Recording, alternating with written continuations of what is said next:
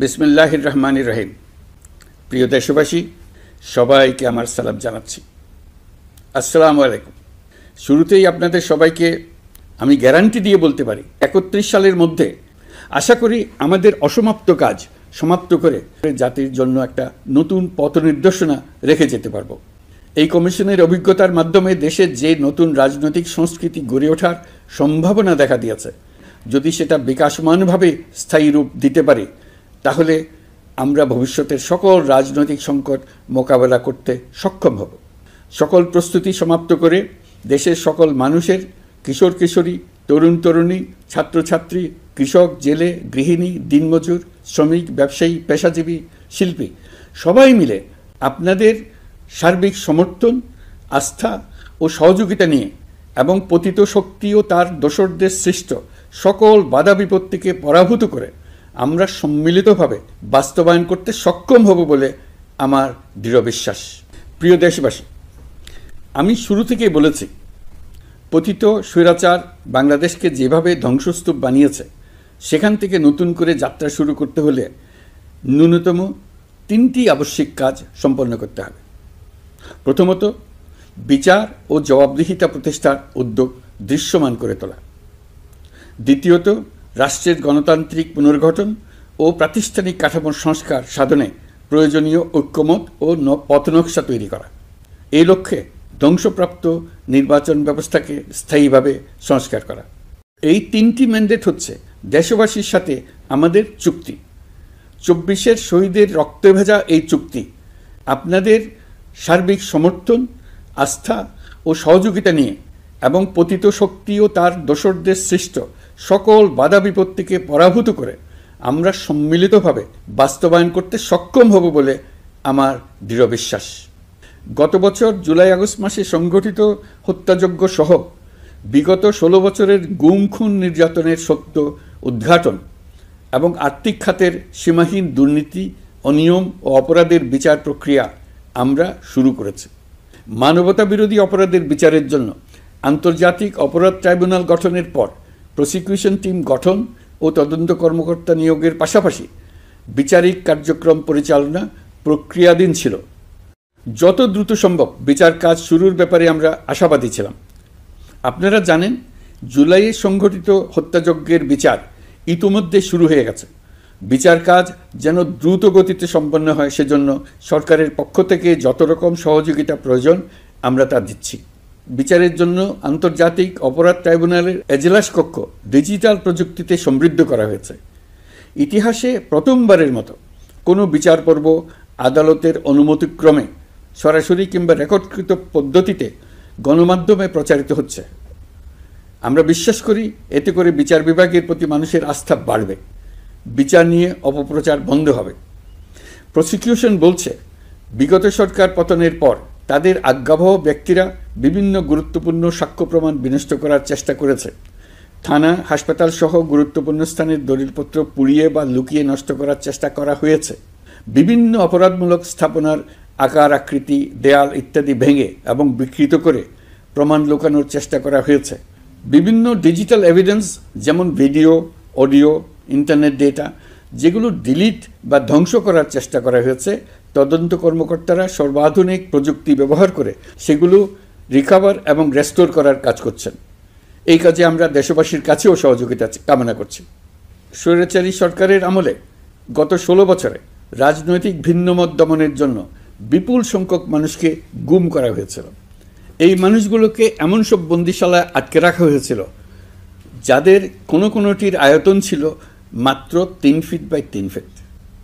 গুমের ঘটনা তদন্ত ও এই ভয়াবহ অপরাধের সঙ্গে যারা জড়িত তাদের বিচারের জন্য একটি স্বাধীন গুম সংক্রান্ত কমিশন নিরলসভাবে কাজ করে যাচ্ছে।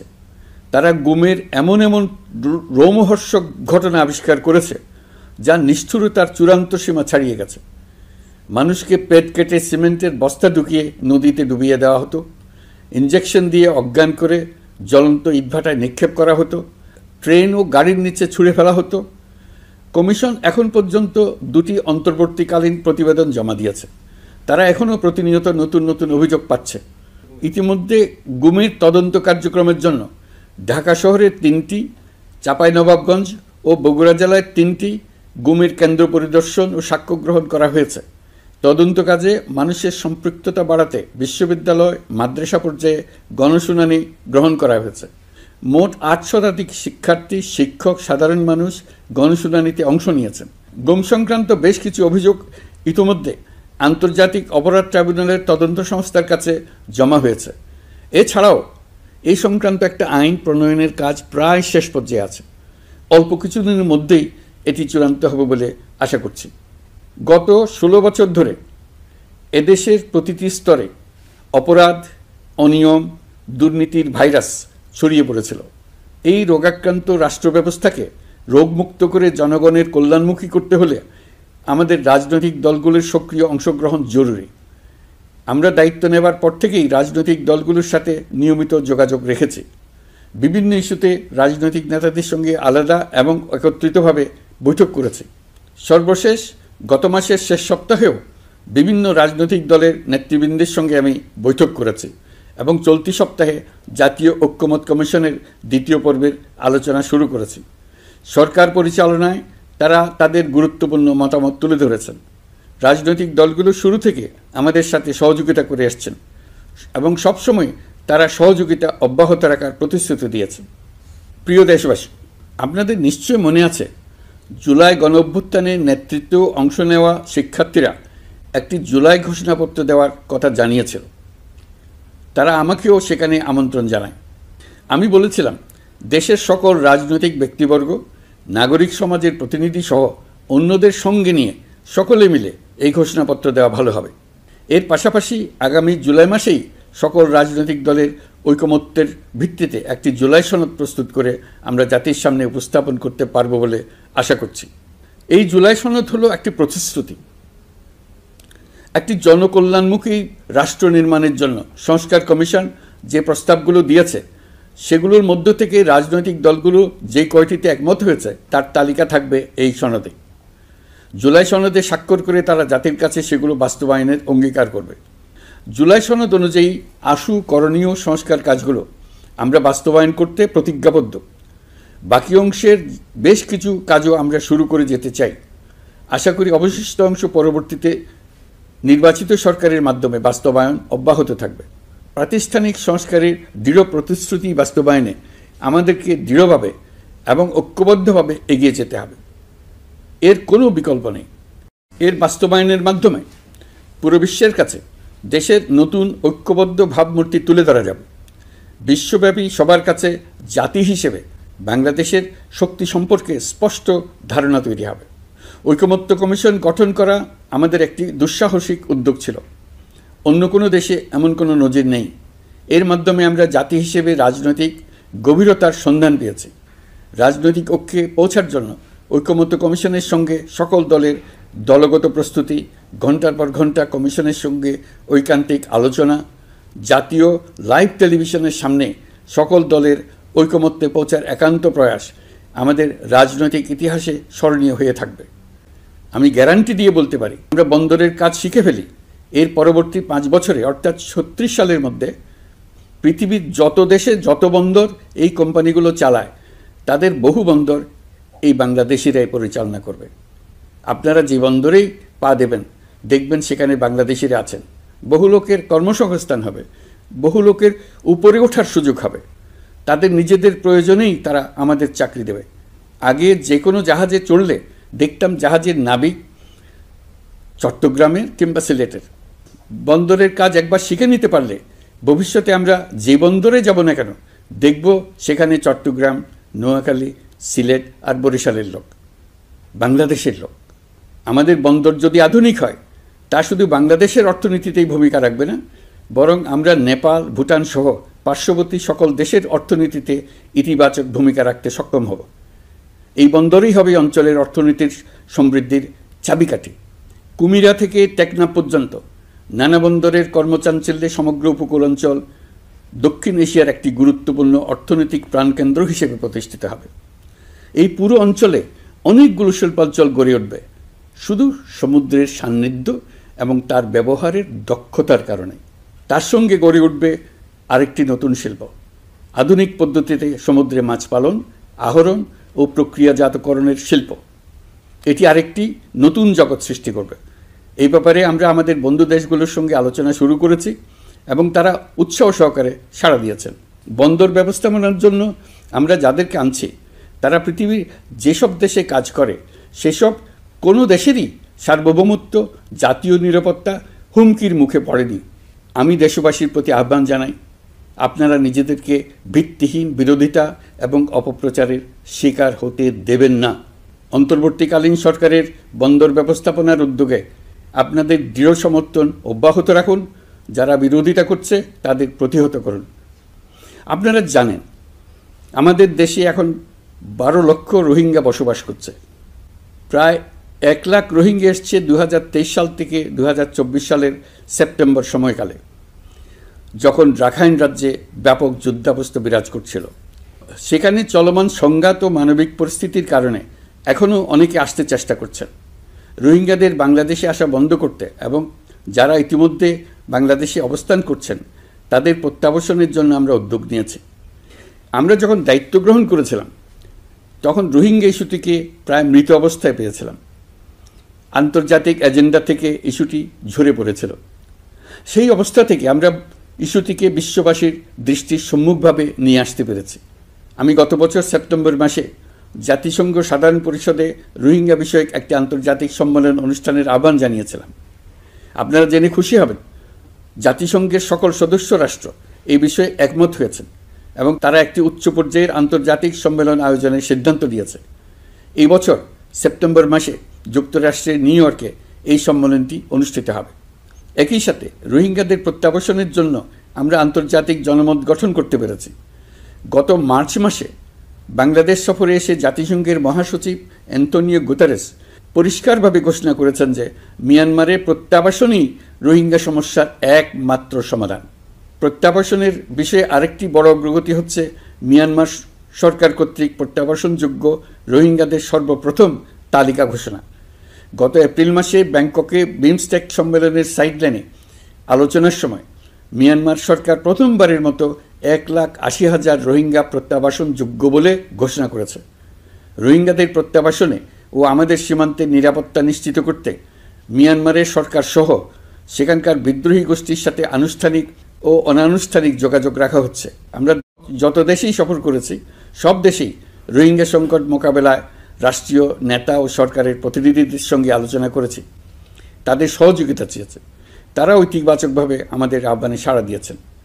জাতিসংঘের মহাসচিব গত মার্চ মাসে ঢাকা সফরকালে রাখাইন রাজ্যে মানবিক বিপর্যয়ের মোকাবেলার জন্য একটি ত্রাণ চ্যানেলের প্রস্তাব করেছিলেন। তিনি বলেছিলেন এই প্রস্তাবটি রোহিঙ্গাদের প্রত্যাবাসনে সহায়ক হবে। বিষয়টি প্রস্তাব পর্যায়ে রয়ে গেছে। আমরা লক্ষ্য করেছি রাখাইনের জন্য বাংলাদেশ করিডোর দিয়ে দিয়েছে বলে একটা অপপ্রচার চালানো হচ্ছে। আমি সুস্পষ্টভাবে বলছি, এটা সর্বৈব মিথ্যা। এটা চিলে কান নিয়ে যাওয়ার গল্প। যারা অসত্য কল্পকাহিনী বানিয়ে বাংলাদেশের মানুষকে ক্রমাগত বিভ্রান্ত করে অশান্তি সৃষ্টিতে নিয়োজিত, এটা তাদেরই শিল্পকর্ম। আপনারা এ বিষয়ে হুঁশিয়ার থাকবেন, কোনোভাবেই বিভ্রান্ত হবেন না। এসব অপপ্রচার সত্ত্বেও আমরা লক্ষ্যচ্যুত হব না। এই জটিল সমস্যাটি সমাধানে আমাদের কাজ চালিয়ে যাব। প্রিয় দেশবাসী, আগামী মাসে জুলাই গণ অভ্যুত্থানের বছর পূর্ণ হবে।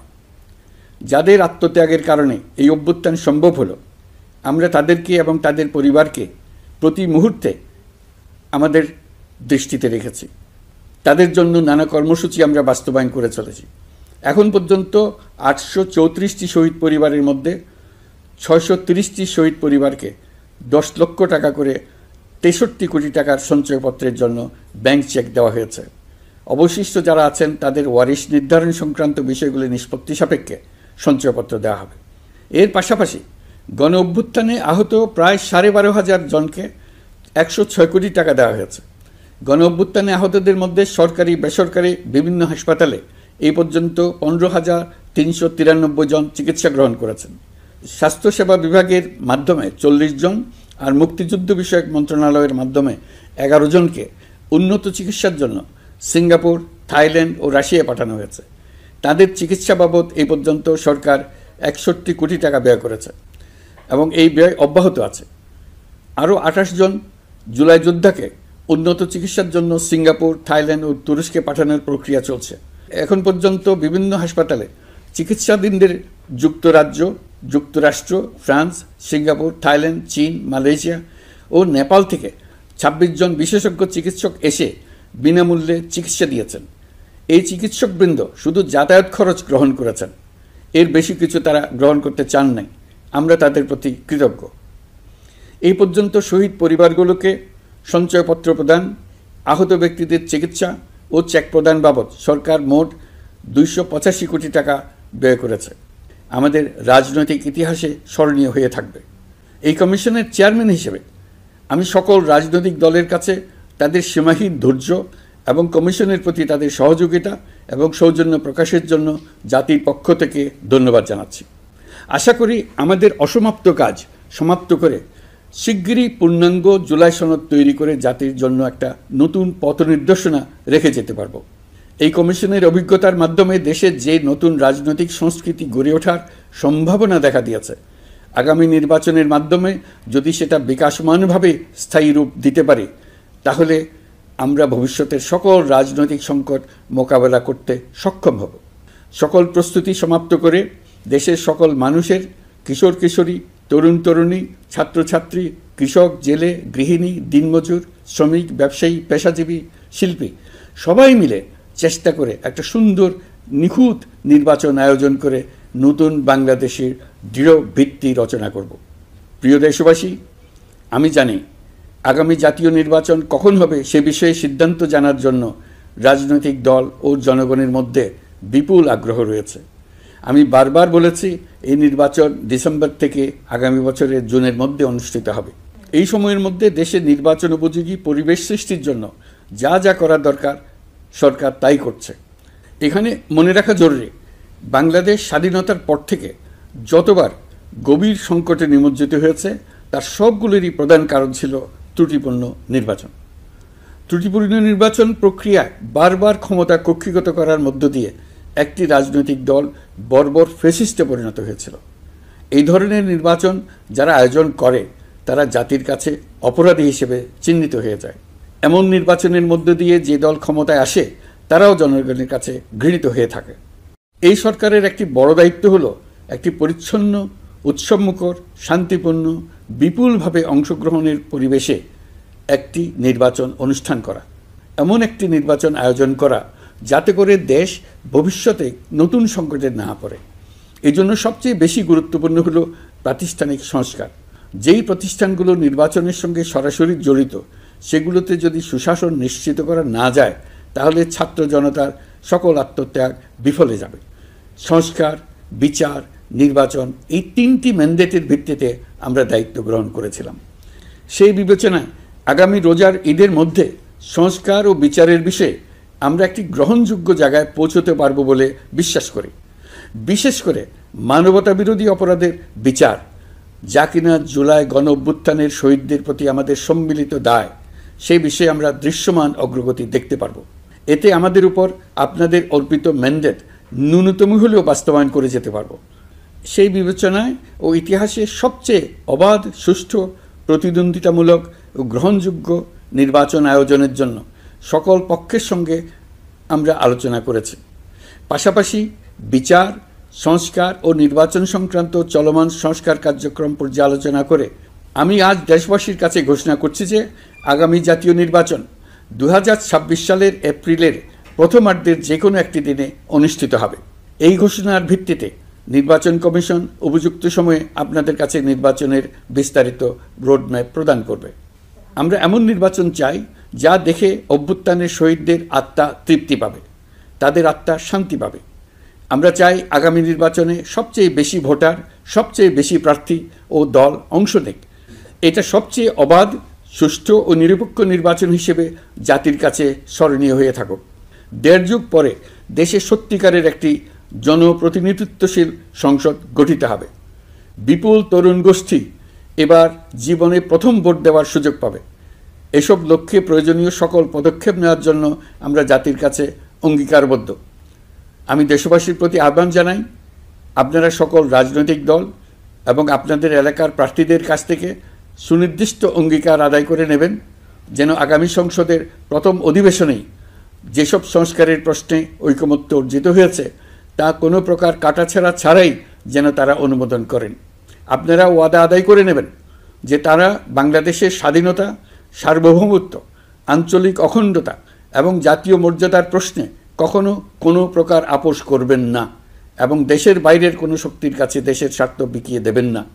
আপনারা তাদের কাছে সুনির্দিষ্ট প্রতিশ্রুতি আদায় করে নেবেন এই মর্মে যে তারা কখনোই কোনো অবস্থাতেই আপনাদের গণতান্ত্রিক অধিকার ও মানবিক মর্যাদার ক্ষুণ্ণ করবেন না। আপনারা তাদের কাছে অঙ্গীকার আদায় করে নেবেন যে তারা সম্পূর্ণ সততা ও স্বচ্ছতার সাথে দেশ পরিচালনা করবেন এবং সকল প্রকার দুর্নীতি, দলীয়করণ, টেন্ডারবাজি, সিন্ডিকেটবাজি, চাঁদাবাজি, সন্ত্রাসী কর্মকাণ্ড ইত্যাদি গণবিরোধী কাজ থেকে নিজেদেরকে সম্পূর্ণভাবে মুক্ত রাখবেন। আমি আপনাদের আবারও স্মরণ করিয়ে দিতে চাই যে এবারের নির্বাচন শুধু শান্তিপূর্ণ নির্বাচন করার বিষয় নয়, এটা ছাত্র জনতার অভ্যুত্থানের আকাঙ্ক্ষা নতুন বাংলাদেশ গড়ার নির্বাচন। এই নির্বাচনে পরিচিত দলগুলিই থাকবে, তাদের পরিচিত মার্কাগুলিই থাকবে, কিন্তু ভোটারকে বের করে আনতে হবে যে এই মার্কার পেছনে আপনার কাছে ভোট প্রার্থীরা কে কতটুকু নতুন বাংলাদেশ গড়ার জন্য প্রস্তুত, কে কতটা প্রতিজ্ঞাবদ্ধ।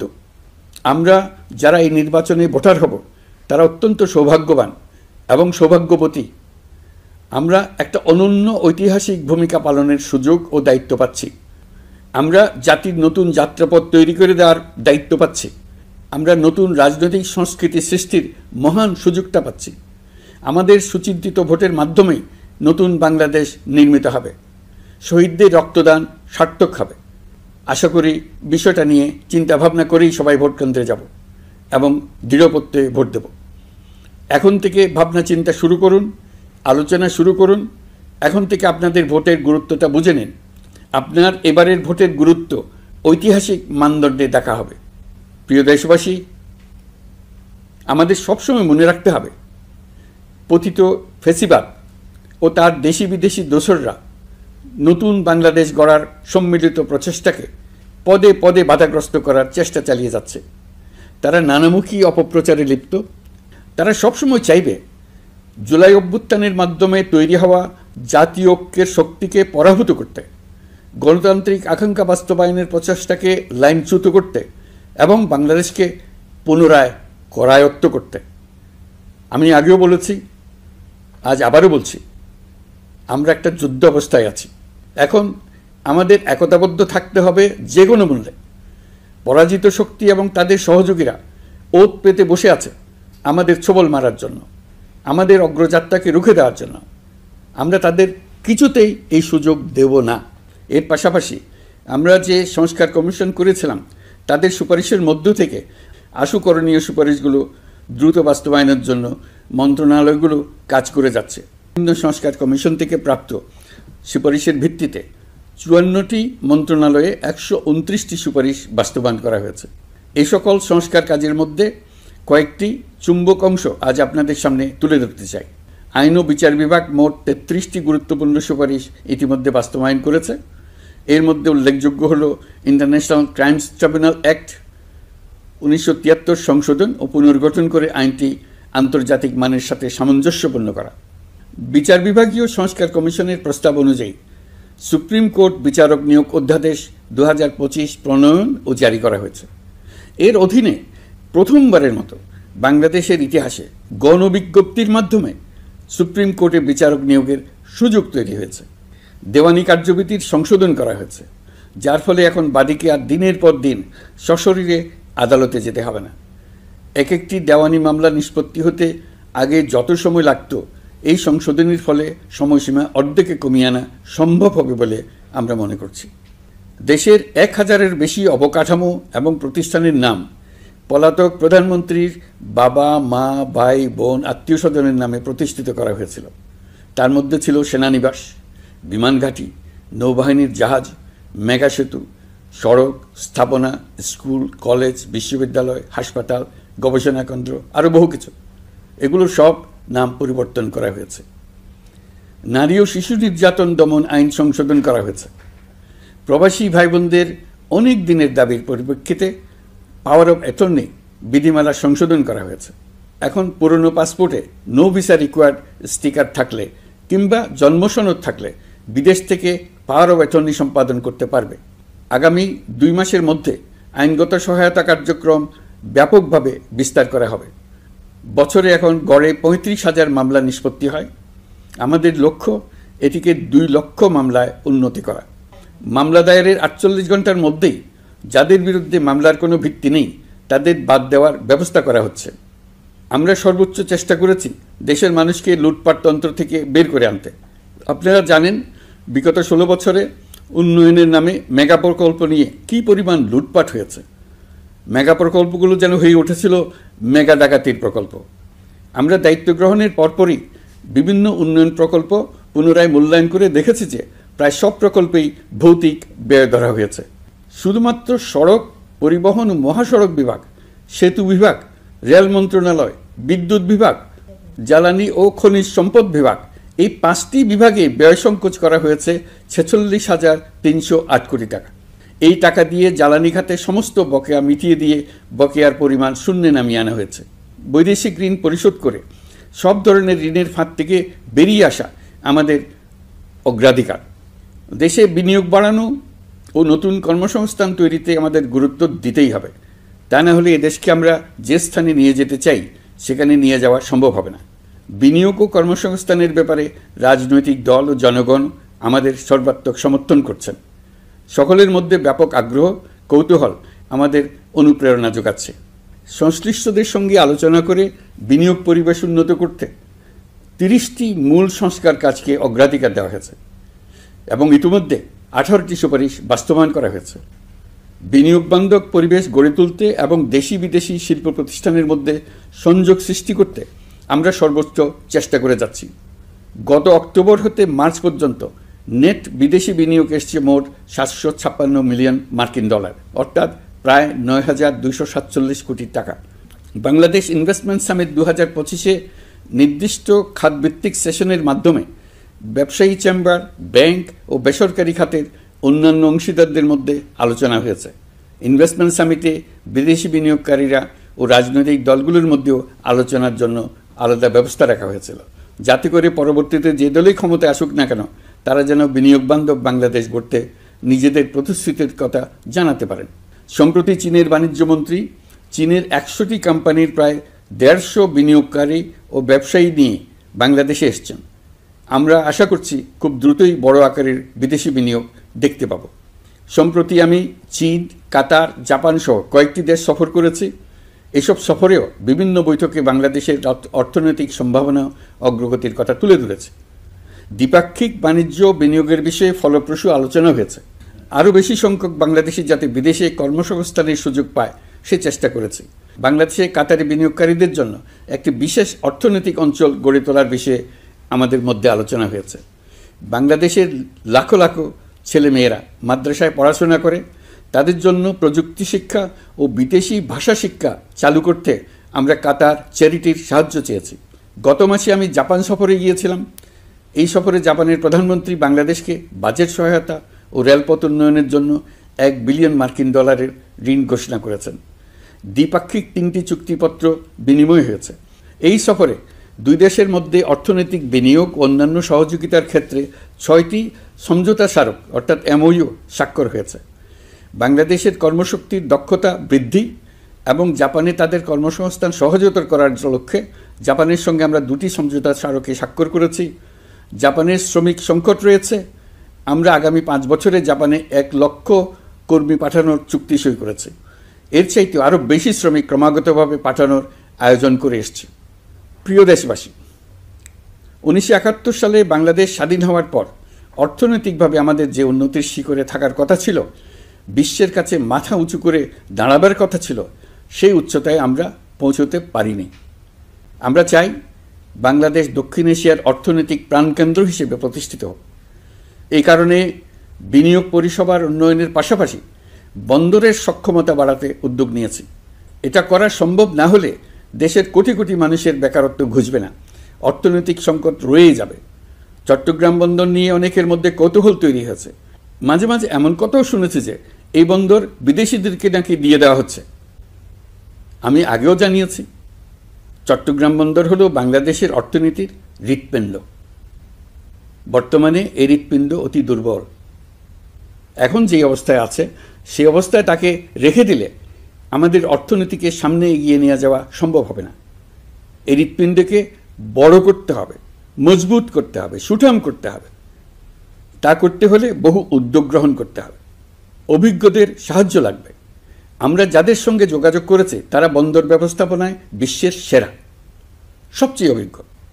তারা ইউরোপ, কানাডা, অস্ট্রেলিয়া, চীন, দক্ষিণ কোরিয়া, ভারত, পাকিস্তান, তুরস্ক, মধ্যপ্রাচ্য ও আফ্রিকা সহ বিশ্বজুড়ে বন্দর পরিচালনা করে। তাদের কাজ বন্দর ব্যবস্থাপনা। আমাদের লক্ষ্য হলো বন্দর ব্যবস্থাপনার কাজ যত তাড়াতাড়ি সম্ভব তাদের কাছ থেকে শিখে নেওয়া। আমি গ্যারান্টি দিয়ে বলতে পারি, যদি 31 সালের মধ্যে আমরা বন্দরের কাজ শিখে ফেলি, এর পরবর্তী 5 বছরে অর্থাৎ 36 সালের মধ্যে পৃথিবীর যত দেশে যত বন্দর এই কোম্পানিগুলো চালায় তাদের বহু বন্দর এই বাংলাদেশিরাই পরিচালনা করবে। আপনারা যে বন্দরেই পা দেবেন দেখবেন সেখানে বাংলাদেশিরা আছেন। বহু লোকের কর্মসংস্থান হবে, বহু লোকের উপরে ওঠার সুযোগ হবে। তাদের নিজেদের প্রয়োজনেই তারা আমাদের চাকরি দেবে। আগে যে কোনো জাহাজে চড়লে দেখতাম জাহাজের নাবিক চট্টগ্রামের কিংবা সিলেটের।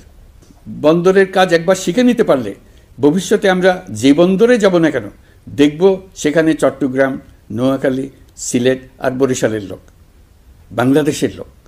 আমাদের বন্দর যদি আধুনিক হয় তা শুধু বাংলাদেশের অর্থনীতিতেই ভূমিকা রাখবে না, বরং আমরা নেপাল, ভুটান সহ পার্শ্ববর্তী সকল দেশের অর্থনীতিতে ইতিবাচক ভূমিকা রাখতে সক্ষম হব।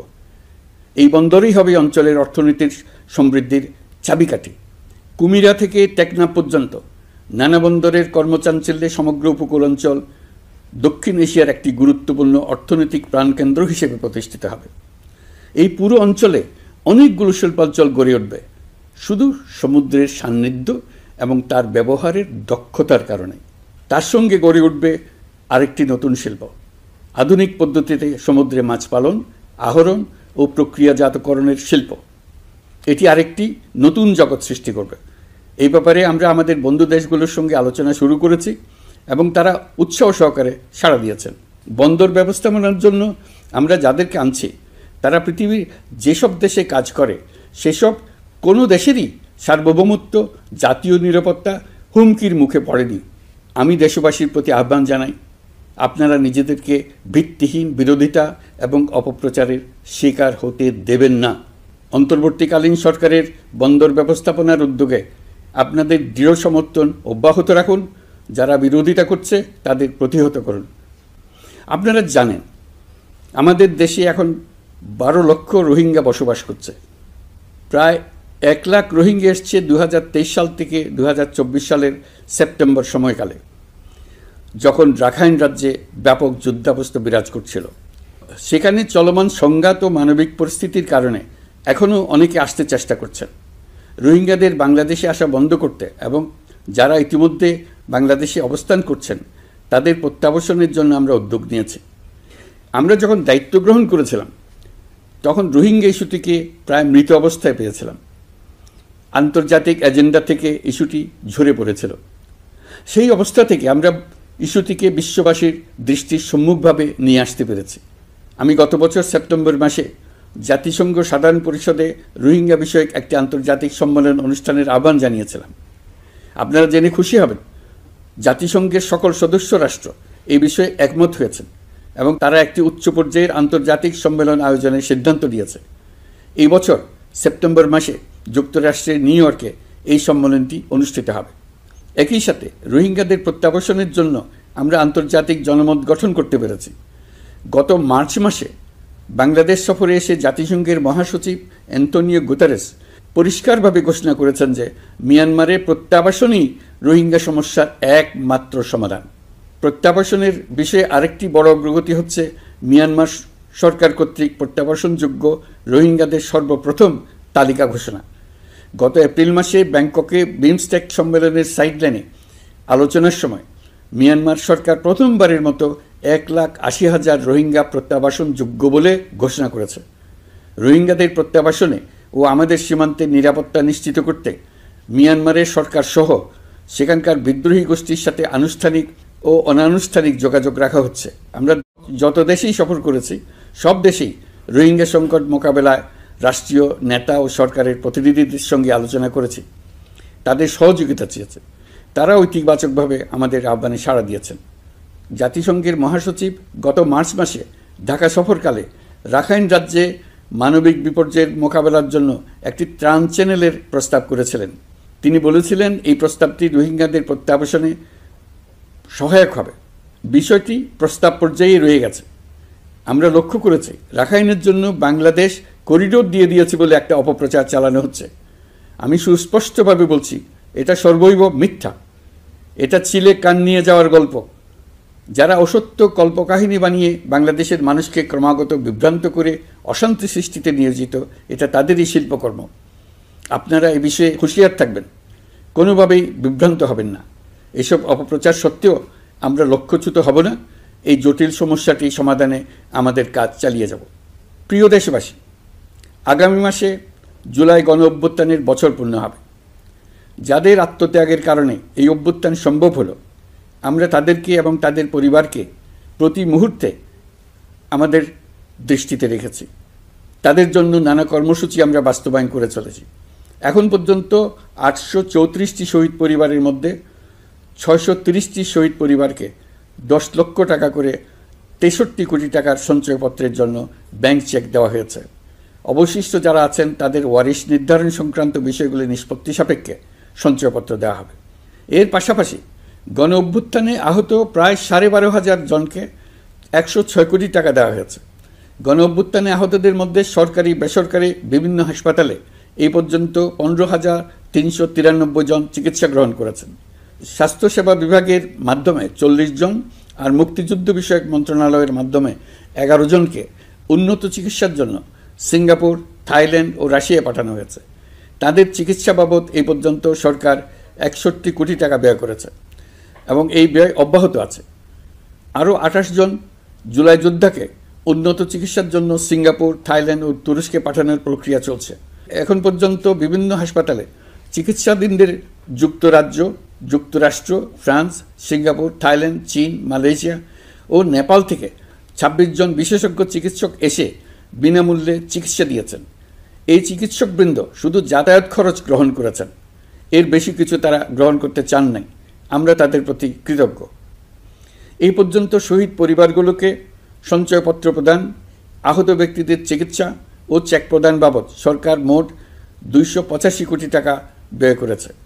প্রিয় দেশবাসী, আমি শুরু থেকেই বলেছি, পতিত স্বৈরাচার বাংলাদেশকে যেভাবে ধ্বংসস্তূপ বানিয়েছে, সেখান থেকে নতুন করে যাত্রা শুরু করতে হলে ন্যূনতম 3টি আবশ্যিক কাজ সম্পন্ন করতে হবে।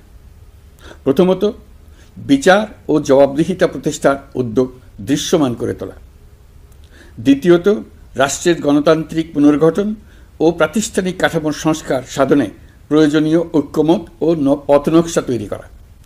তৃতীয়ত, একটি অবাধ, সুষ্ঠু ও শান্তিপূর্ণ নির্বাচন আয়োজন করে ক্ষমতা হস্তান্তরের গণতান্ত্রিক প্রক্রিয়া সম্পন্ন করা। এই লক্ষ্যে ধ্বংসপ্রাপ্ত নির্বাচন ব্যবস্থাকে স্থায়ীভাবে সংস্কার করা। এই 3টি ম্যান্ডেট হচ্ছে দেশবাসীর সাথে আমাদের চুক্তি।